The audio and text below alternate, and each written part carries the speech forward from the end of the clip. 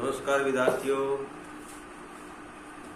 B R school के इस YouTube channel पर आप सभी का स्वागत। हमने लगातार इन दिनों में वीडियो के माध्यम से भाजकता के नियमों का अध्ययन कर रहे हैं। तो हमने 2 से 9 तक की भाजकता के नियम पहली वीडियो में अच्छी तरह से पढ़ लिए थे। आज हम 10, 11 और 13 इन 3 से भाजकता का नियम का अध्ययन करेंगे। तो 10 की भाजकता का नियम ये देखो, 10 से भाजकता का नियम यानी 10 का भाग किस संख्या में जाता है, ये अपने को संख्या देखने से पता लगना चाहिए। तो जिस संख्या में इकाई का अंक 0 है तो वह संख्या 10 से भाज्य होगी, अर्थात भाग पूरा जाएगा। देखो, भाजकता के नियमों में सबसे सरल नियम है 10 से भाजकता का नियम। सिर्फ अपने को ये देखना है, चाहे संख्या कितने अंकों की हो, कितनी बड़ी हो, अगर इसमें इकाई का अंक 0 है तो वह संख्या 10 से विभाजित है पूरी बार, यानी उसमें भाग दे के देखने की जरूरत नहीं है। वो संख्या 10 से पूरी बार विभाजित है। जैसे देखो, हमारे पास संख्या है 60, इसमें इकाई का अंक क्या है, 0 है, तो 10 का भाग पूरा जाएगा। अगली संख्या देखो 370, इसमें भी इकाई का अंक 0 है, तो भाग पूरा जाएगा। और अगली संख्या देखो 4080, इसमें भी इकाई का अंक 0 है। इससे अगली संख्या देखो 5000, इसमें भी इकाई का अंक 0 है। इससे आगे 7110, इसमें भी इकाई का अंक 0 है। देखो, इन संख्याओं में हमने देखा तो सब में 0 है इकाई का अंक, तो इन संख्याओं में पूरा भाग जाता है। 10 का आपको भाग देख करके देखने की जरूरत नहीं है। इससे आगे पढ़ते हैं 11 से भाजकता का नियम, यानी जो 11 है तो 11 का भाग संख्या में जाता है या नहीं, इसका अपने को पता तब चलेगा जब अपने को अच्छी तरह से भाजकता का नियम याद होगा।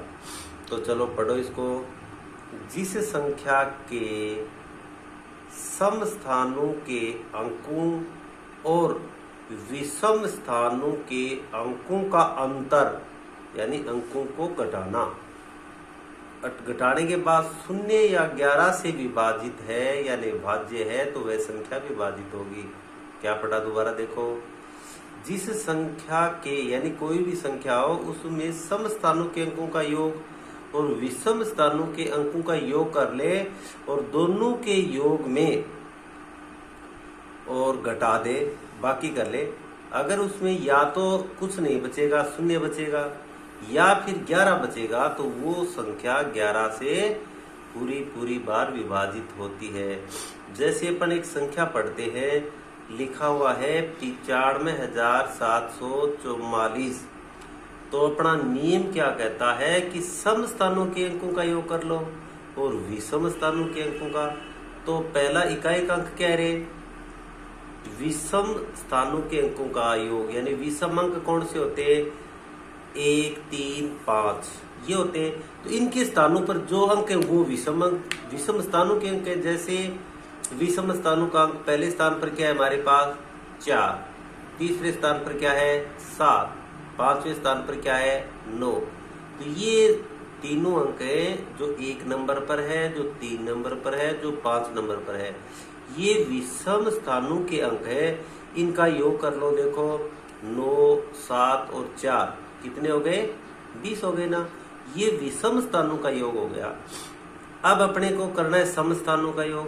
सम स्थान कौन से हैं, अरे सम अंक कौन से होते हैं, 2, 4, 6, 8 ये होते हैं सम अंक होते हैं। और सम स्थान कौन सा होता है, जो दूसरे स्थान पर हो, जो चौथे स्थान पर हो और जो छठे स्थान पर हो। तो दूसरे स्थान पर कौन सा अंक हमारे पास 4 और चौथे स्थान पर क्या हमारे पास 5। इनको जोड़ लिया तो कितने आए 9। ये 9 क्या हो गया, सम स्थानों की संख्याओं का योग हो गया। और 20 क्या हो गया हमारे पास, विषम स्थानों की संख्याओं का योग हो गया। अब इसका हमें अंतर ज्ञात करना है, यानी अब इसको अपने को घटाना है, यानी जो संख्या बड़ी होती है उसमें से छोटी संख्या को घटा दें। भाई बड़ी संख्या समस्थानों के अंकों का भी योग हो सकता है और विषम स्थानों के अंकों का भी योग हो सकता है। तो देखिए विषम स्थानों का अंक है हमारे पास, संख्याओं का योग है वो बड़ा है यानी 20 है, और सम स्थानों के अंकों का योग है 9। 20 में से 9 घटाइए, कितनी आए? 11 आ गए। अगर 11 बचता है तो ये संख्या है वो 11 से विभाजित है, यानी 11 का पूरा पूरा भाग जाएगा। या इसमें शून्य बचता हो ना तो भी 11 का भाग पूरी पूरी बार जाएगा। अब देखिए अगला नियम पढ़ते हैं हम, 13 से भाजकता का नियम। ये थोड़ा देखो अच्छी तरह से याद करना पड़ेगा, थोड़ा सा बढ़ के है, समझना पड़ेगा अच्छी तरह से। 13 से भाजकता का नियम, दी गई संख्या में इकाई अंक को चौगुना करके शेष संख्याओं में जोड़ते जाते हैं और अंत में बची संख्या 13 से भाज्य है तो वह संख्या भी 13 से भाज्य होगी। पुनः पढ़ो इसको एक बार।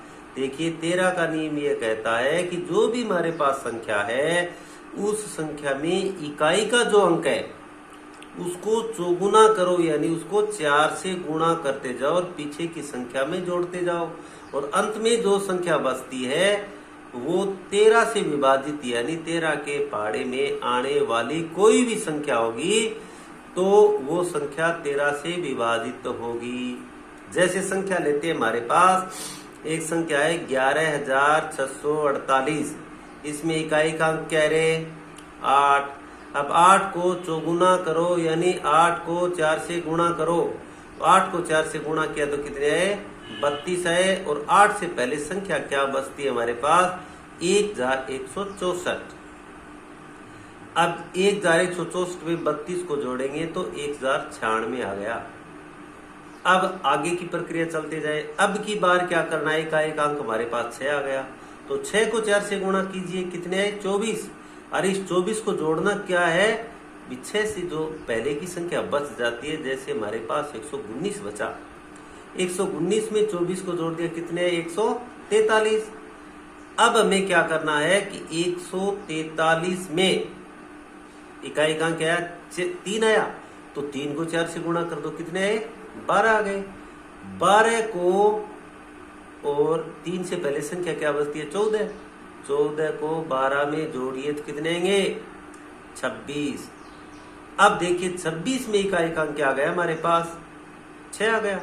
6 को 4 गुणा कीजिए यानी 4 से गुणा कीजिए, 6 चौके 24। 24 और 6 से पहले की संख्या हमारे पास 2, 24 में 2 जोड़ी कितने है? 26। अतः अब देखो 26 जो है वो 13 के पहाड़े में आता है, इसलिए ये संख्या 13 से विभाजित है।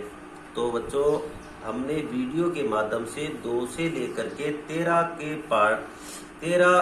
तक के विभाजकता के नियमों को हमने अच्छी तरह से पढ़ा।